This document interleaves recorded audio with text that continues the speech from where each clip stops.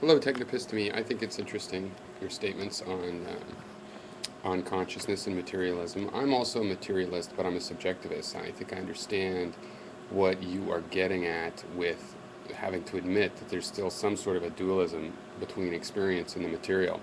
The way I arrange it is this. I mean, basically, if you want to say that the material is out there and it has a particular characteristic, and that's your form of materialism, you have a problem, which is the problem of functional equivalence, that it could be just something functionally equivalent to your model of what's out there, generating the information that you use to test your model. Okay, so you can't really have a good materialism, and that's traditional materialism like that. That's also epistemologically sound. Uh, and yet that is the traditional materialism.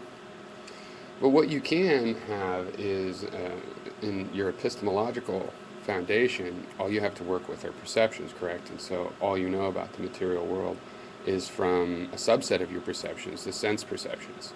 And the way we can tell what is from our sense perception is they follow certain laws of consistency that we apply to them to try to sort out which are the sense and consistent perceptions and which are less so, less consistent. And if you think in these terms, then what's material is whatever it is that's making the sense perceptions consistent, whatever that is. So, my materialism thus is not subject to a problem of, the matrix problem. What if you're just in a computer simulation, or life is a dream problem? What if you're just in a dream? These things that are designed to be functionally equivalent to anything we'll come up with materially.